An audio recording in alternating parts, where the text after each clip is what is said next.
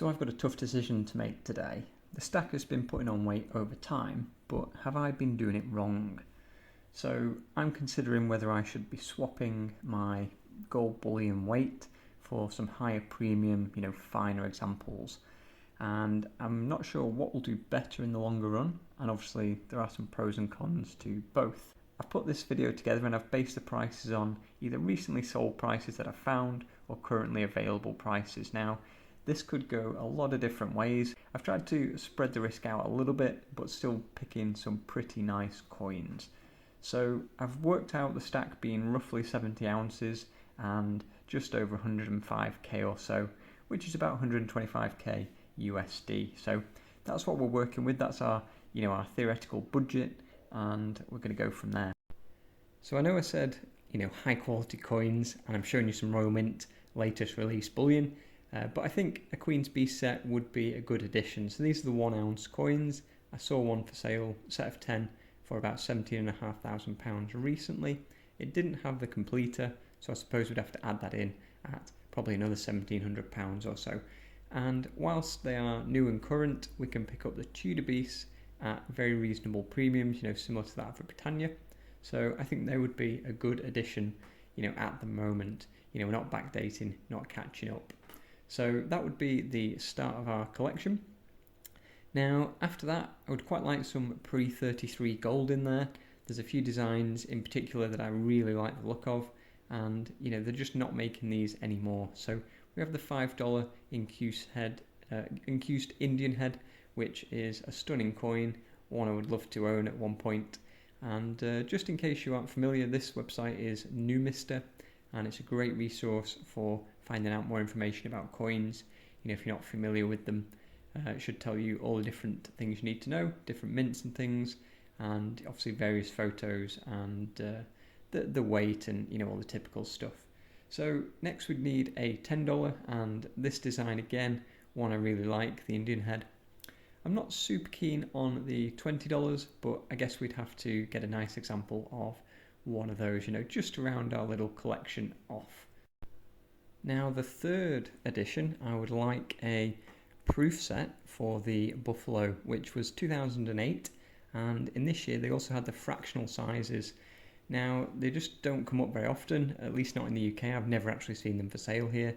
I think something like that on what is such a popular coin design would be a great idea. So these come in obviously the 10th, quarter, half and full 1 ounce sizes. You see the 1 ounce bullion a lot, but it's such a popular coin, I don't think you can go far wrong with that, and might be one to tuck away in the future. So I found some fairly expensive options to get a hold of them, but there seem to be a few available on eBay, and so we'd probably add one of those. So next we are going to look at a website called Coin Archives, which is another great resource, and now we're going to look at the original gold sovereign of the modern era. So we're looking at the 1817 date specifically. Now these come in a range of different conditions. You'll see some that are totally knackered and some that are pretty good. Just one thing to note with this website, it does tell you the sold price of recent auctions, but just make sure you are looking at the right coin. So for example, this is showing some half sovereigns in here, it's showing some full sovereigns, it's showing proof and all sorts. So some coins are again just not relevant. I don't know why they filter in, but here we are. So we can see some various different examples. I don't see much point in buying one that's so worn and polished and X-mounted, but when we look down here we can see something like this. Now this is a proof example, and this is a stunning coin. So this is like one of the finest examples of the coin available, and if we're buying something like this, the kind of price point that this went for, it's not far off blowing half of our budget in one go. But if you have one of these coins, there's not really any other way around it. If somebody wants the best example, there's just not that many of them. So you're in one of a few select people who have them, and the market will obviously only pay what the coin is worth, but sort of pricing power is in your hands. So there are a few others, and if we look for a non-proof example, we can see obviously the price is a little bit lower. But for something like this, I guess we're going to be budgeting, somewhere around the £6,000 mark for a really nice non-proof example. Again, there's different ways you could go about this selection. If you want the very finest, you could maybe scrap the Queen's Beast, scrap the Bullion, and just go for those. Now, next up, it makes sense to pick up some of these modern proof sets while they are sort of current and present. The 2022 was available just over the £5,000, if I remember correctly, and we have the 5-coin set. So the real good thing about these sets is you have the proof £5 sovereign, because they're only available in the sets. You can obviously get a BU one, which is just not quite the same standard.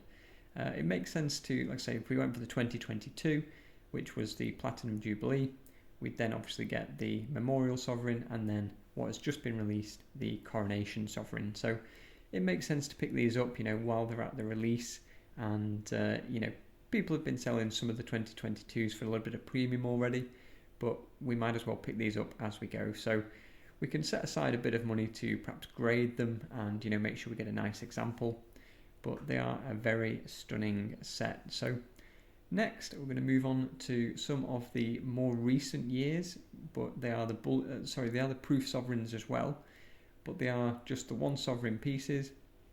And again, you could look for the sets, but there'll be more outlay there. So the sovereigns are popular. You might have noticed the 1989 is based on what is the original sovereign from 1489, and 500 years ago this was Henry VII's coin, if you like. It did weigh closer to half an ounce of gold at the time, but anyway, we have this sort of modern iteration, which is 1989. So got the beautiful Tudor rose designs. These are a pretty pricey coin, coming in over £1,000, probably close to 1,500, and I'm not quite sure depending on the grade. Next would be the 2002, which is a shield design based on the shield sovereigns of Young Victoria, which we'll touch on a little later. We also have the 2005 by Timothy Node. Again, we're looking at these in the proof format, and you can pick these up, quite regularly. They come up graded, PF70 would be the option to go for, I guess. Maybe the 69s would be popular for some people, but if we can get hold of the 70s while they're sort of a bit more present, then I think that's worthwhile. Now this design, the 2012, it does look stunning in the Bullion, in the proof version, but in the Bullion coin, it doesn't really look, that exciting. The Bullion coins do trade for a small premium, but the proof coins have really accelerated in value, much more than that. So next up, the 2017, which is 200 years after the original modern sovereign that we talked about earlier. You'll see a very similar design, and again, these are pretty popular. So a good option to add in there. With these as well, you are paying a bit of a premium, but they are just part of the set that we're going for here. And one I didn't mention is the 2016. So this is the Butler effigy, which is again another one that you can pick up. Not my favourite design, but we'd probably want to add one of those in as well. Now, next we're going to look to the pre-Victoria sovereigns. We went for the 1817, but we'd be best to add in some others, from George IV and from William IV. So you can get some very nice, about uncirculated coins for sort of £3,000 to £4,000 quite easily on various places. You might even get some a little bit cheaper. There are various websites to trawl through, and with various premiums for various coins. So we'd probably want a nice example of each of those, which would mean 3 more sovereigns to the stack. And again, we can get some nice mint state graded coins, for a few £1,000s there. So we're eating into our budget fairly handy, but we are, we're getting there, we're getting through there. And when we're looking at, some of the other coins in this series, we're wanting to ideally get the first date available for the Monarch, but if there's a change of portrait like this one, I think it makes sense to pick up the best example that we can. So with this, there's a lot of luster there, a very nice looking coin, and one that would be a great addition. So yeah, ideally looking for the first years, because I think a lot of people, they prefer the first year if they've got the choice. Like if you could have an 1817 sovereign, you know, the first of the modern sovereigns, or an 1818, you're probably going to go for the 1817 if condition was the same and if price was the same. Obviously, if it was 1819, you'd snap that up because there's not many of those around. So again, we can look, and we'd probably look at a graded example, you know, just to make sure we've got a nice one. And it's nice to have it certified, although I do prefer coins to be out of the slabs. Now, this is a proof coin. So again, a beautiful example, but coming in quite high on the price point. So depends how you want to go. You know, you could go for the proof coins, or you could go for a really nice uncirculated, you know, lustrous proof coin, bullion coin. And yeah, just looking at some of the conversions of prices, some of these auctions are in different currencies like Japanese yen, for example, and they come up pretty pricey. Now, last but not least, we're going to look at the Shield sovereigns from Young Victoria. I know we haven't mentioned yet Ed and George. We'd probably add a couple of those in, but we're just going to spend a bit of time looking at the Shield sovereigns. So you can pick up, you know, mint state MS grades quite easily. There's quite a lot of them around. If you are looking at the sort of coronation proof set from 1838 or 1839, then you're really going to need some deep pockets. I believe about 10 years ago, one of those sets sold for around £500,000 with buyer's fees. So definitely going to need some deep pockets. So with our budget, we've around about £25,000 left. And yeah, we could basically top ourselves up with some nice Young Victorias. We could go for the higher sort of grades. You've got a few options here. You could go for rare coins, so coins that maybe weren't minted a great deal, you know, maybe rarer mint marks. Or you could go for better examples of more common coins, or you could do both. Now obviously, going for the rare examples and the best examples of those rare coins is going to be a bit more niche. You know, some of the sovereign collectors would love those, but again, they are going to be a bit more niche.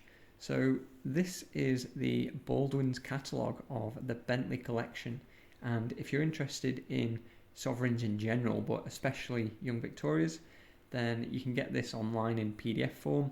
If you're lucky enough to find a physical copy, let me know where you found it. And anyway, they basically made a catalogue of one person's collection of sovereigns. So they collected it over a number of decades, and what started out as just, you know, a bit of an interest in having some physical gold in coin format turned into one of the best sovereign collections that are known today.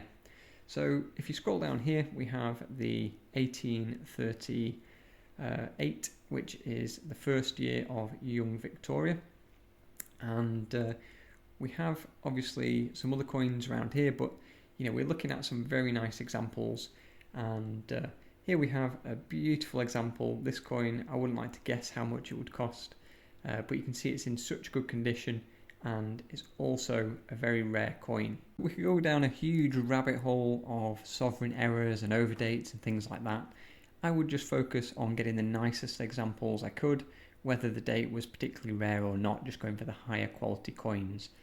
Now, we wouldn't be fair to miss the Edwards and the Georges, and it would be nice to pick up, you know, a good example of those.